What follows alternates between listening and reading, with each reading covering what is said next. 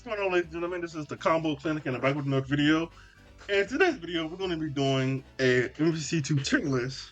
Now, keep in mind, this is a tier list from a filthy casual's perspective. I'm not a pro player, so get that out of your head. I am a filthy casual, and this is going to be from a filthy casual's perspective. So if you are one of those like diehard motherfuckers, this is relax. Casual. So if you guys like these type of videos, hit the like and subscribe button. Let's get to it. So I want to just fill out, pretty much everybody before we get to the main people, right? So in F tier, worst characters in the game. Servbot, Roll, Dan, Mummy Guy, and Dowsing. That's me. Then next, E tier, Venom, Shurath, whatever the guy's name is, Cactus Guy, and Bison. Alright? D tier, Lockhart, anything, forgot her name, what we call her Power Lady. Zangief, Catwoman, I don't know. Chun-Li, Charlie, Akuma. Now, Big Hood, I think I might move BB Hood up a spot. I'll put her right here. And the thing about that is, BB Hood, low-key kind of trash, but her super, if you get hit with her super, she does so much fucking damage. It's insane, and it does really good shit, and it does crazy ass shit damage too. So that's the only reason I will put her up there. So we'll leave it at that. And low key, I'm going to move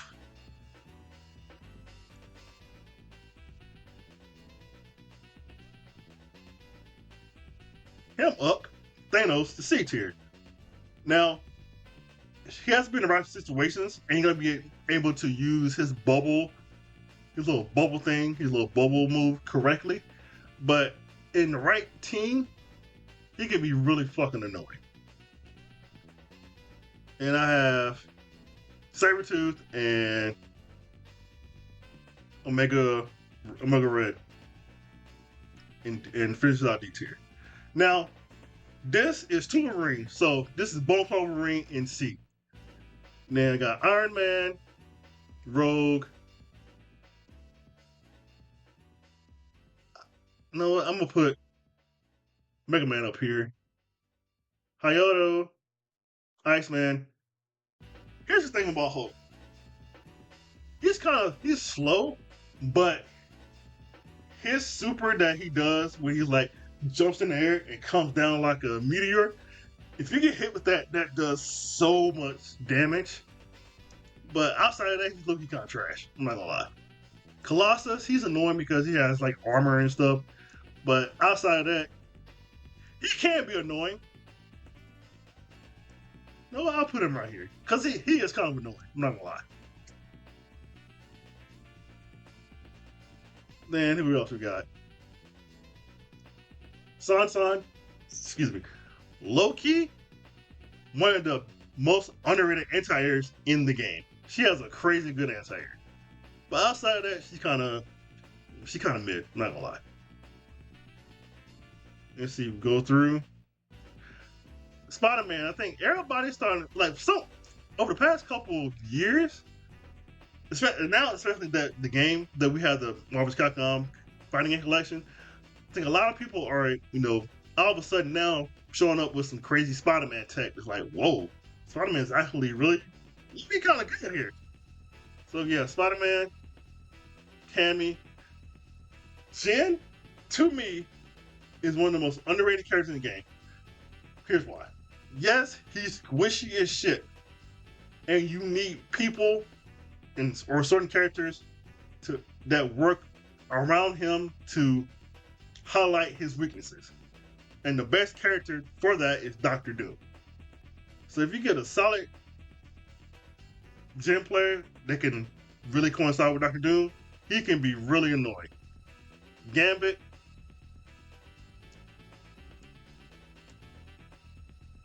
I can't put Counter Commando over Gambit. Alright, that's crazy. Now, Counter Commando is high on the list because you already know the assist. If it wasn't for that fucking SR assist, he'd be trash. But it is what it is. Morgan, very underrated anti-air assist. To me, hot take. Her anti-air assist is better than Cyclops. Hot take. It does more. To me, it comes out quicker. This is a hot take to me. Morgan's anti-air, her uppercut punch, it does like 5 hits.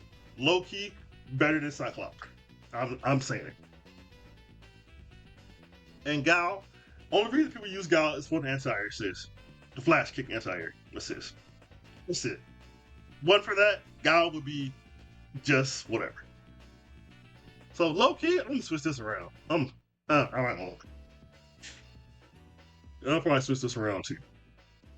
Alright, so in B tier. 2 of the most underrated but annoying characters in the game. Sakura and Ryu.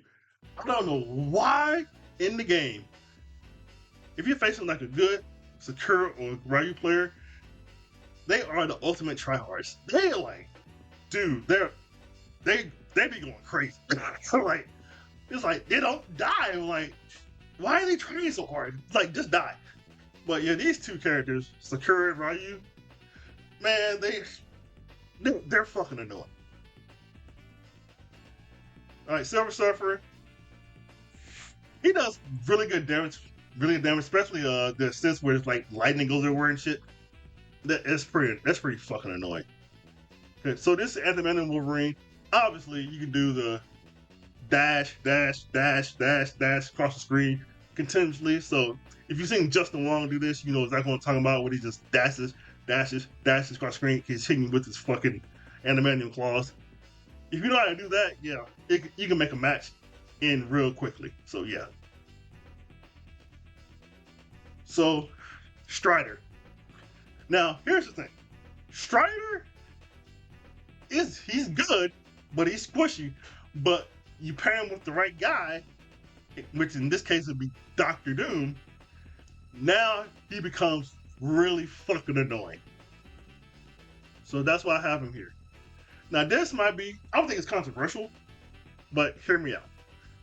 I have Juggernaut over Strider. Here's why. Now, Juggernaut is slow as hell. We all know that. But here's the thing. If you initiate the Juggernaut glitch and get hit with his rushing super across the screen, it does so much damage, it's not even funny. It can basically take out a character like that. So that's why I have Juggernaut over Strider. And for personal reasons as well, because if you pair him with another certain top tier character, low key one of the best underrated pairings in the game, to me. Alright, Spiral. Y'all know why Spiral's here.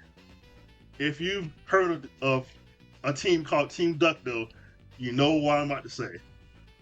Knife spam along with Sentinel rocket spam equals annoying as hell. Now, obviously, the Team Ducto is Cable, Sentinel, and Spiral. You already know. Spiral just jumps in there and does her fucking knife shit. And then Sentinel does his rocket shit, his ground rockets, and it's fucking annoying. And if you don't know how to get around that, it's a guaranteed loss. So that's why she's here in B tier. If you know how to use the Sentinel and the Sentinel assist, the ground rocket assist, and her knife assist together, it's annoying as hell. And if you can't get around that, you will lose. You can't do anything about that. Psylocke. Let's just keep it a buck here.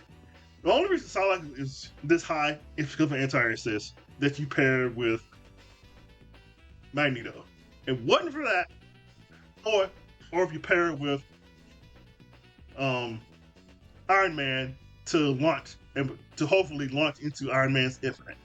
If it wasn't for that, she wouldn't be this high. But she's this high because she has that ability to do that and set up so much shit. That's it. And to me, top of the B tier, Dr. Doom. Now we all know why Dr. Doom's here. The anti-rocket says, baby. That's why he's here. Now he has good combos as well. But the anti-assist is why he's this high. The rocket assist. So let's just get that out. Okay. So let's get to the real shit. The best 6 characters in the game. Or what I like to call, if you ever seen Spider-Man before, I call these 6 characters the Sinister 6. Alright? Let's get to it. A tier. Who is an A tier? Cyclops. Now, I've said this before. I believe Morgan's anti-air is so much better than this guy's anti-air uppercut move.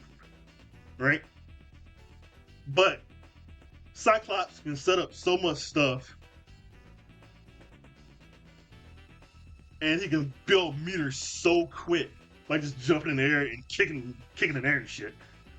He sets up so much meter so much quicker than a lot of other characters in the game. It's like he has to be. You gotta put him somewhat top tier. Okay. Here comes the controversial. To me, it's not controversial, but if pro players, they're gonna say it's controversial a little bit.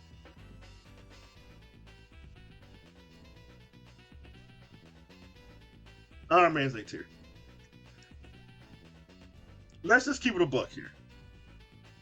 Yes, Iron Man has one of the best anti-airs in the game. By far. Not debating that whatsoever. However, if you don't know how to do the Iron Man Infinite, he's mid. He's mid as hell. Now, if you know how to do the Iron Man Infinite, then he's A tier, arguably S tier.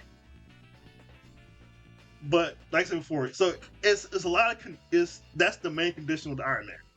If you don't know how to do the Iron Man Infinite, then I'll say he's B tier and low key C tier. But the Iron Man Infinite and his super and his anti-air outweighs the midness. So I'll leave it at that. But he's the top 6 character in the game. Not debating that. But we got to be honest here. Like I said before, this is coming from a filthy casual's perspective. If you don't know how to do the Infinite, kind of mid. I'm not gonna lie. But if you do know how to do it, yes, he's A tier. All right. Good old Sindel. S tier. Great anti-air assist. Now there are some conditions here that you got to keep in mind. If you don't know how to do that fly and unfly bullshit, then it could be annoying. But if you know how to do that, he is the jack of all trades. You can use him with a lot of teams in the game. So that's why I like Sindel. But like I said before, great anti-air, but the condition, just like Iron Man, if you don't know how to do his fly and unfly move,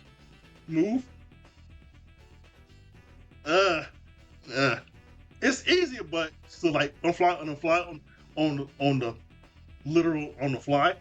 If you don't know how to do that move consistently and fast, probably won't use Sentinel like that. But if you know how to do that, yeah. And of course his rocket super, where you can continually keep hitting it, keep hitting it. It's pretty fucking annoying. So that's why I have him S tier. Jack of all trades, but just keep in mind, if you don't know how to do the fly and unfly move, your sending will be very limited. Alright. Now we're going to the big three. Cable, Storm, Magneto. Now, I'm just gonna keep it a buck. All three of these are gonna be S tier. Right. But in what order? That's the question. What order will they be S tier? Alright. Cable, you can make an argument, is the most dangerous character in the fucking game. Because here's why. He has a great anti-air. Has very underrated neutral game. Can play keep away by throwing the little bombs, either short bombs that bounce, or the high bomb, or the longer bombs that bounce a little bit farther. Has the projectile. Has that. Right? So he can do this. So he has the neutral and anti-air now, not only on the ground, but also in the air. But what makes him dangerous that he is a meter. When he gets like full meter, like 3 bars or more, he can do his hyper vacuum beam, and he can do it over and over and over again if we know how to do it. And that so it's kind of like with Sentinel and Iron Man. They're good, but if you know how to do that one move, it makes them great. And if you know how to do the hyper vacuum beam with Cable consistently over and over and over again, you can wipe out entire characters. In some cases, if your opponent brings in another character by accident, wipe out 2 characters like that. So that's why I have him next. Storm. Now here's the thing with Storm. I know how to use her a little bit, but not like crazy like that. So who would be second? Because Magneto's going first. I'm letting you know that right now. Magneto's going first. But who should be second? Who should be third? We'll keep it a buck. I think I got it right. Like, Storm is good. She has projectiles. She has multiple moves. She's fast as shit.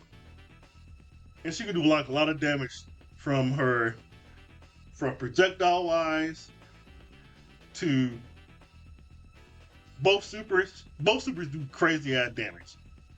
The one where she flies in the air to shoot down a bunch of rain pellets or ice pellets, or the one where she does the lightning in the air when she like crushes you up in the air, then goes to lightning one. So she has 2 amazing supers. She's fast as fuck, but she's really technical. So if you don't know how to really use Storm, it's like it can be a struggle. But if you know how to use Storm, man, it might get spooky. I'm not gonna lie. It can get spooky really quick. Alright? And finally, we already know the menace himself. This motherfucker. The menace himself, Magneto. So we already know why Magneto is so great. Like supers, anti-airs, he's fast as shit. Like, and of course, if you do know how to do the infinite, the aka ROM infinite, you can make a team you make your opponent's team just melt. So, and it's low key kind of versatile with a lot of characters as well. Now I know most people use them with MSP, which would be Magneto, Storm, Psylocke, or MSS, Magneto, Storm, Sentinel. But like for me, I use him with another team because everybody expects either MSS or MSP, right? I use him with Magneto, Cable, and Juggernaut, but with Juggernaut's ground assist.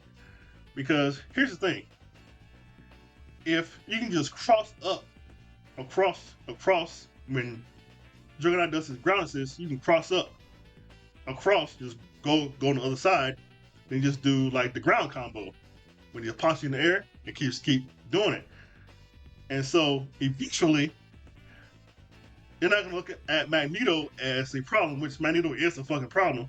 But now opponents are gonna have to take out Juggernaut, because Juggernaut is doing really the setup. Magneto's not doing the setup really. Just like how Satellite does the setup for Iron Man's Infinite and Magneto's Infinite, Juggernaut would do the setup with his ground assist for Magneto to do his crazy shit. Whatever, right? So yeah. Magneto, to me, is number one.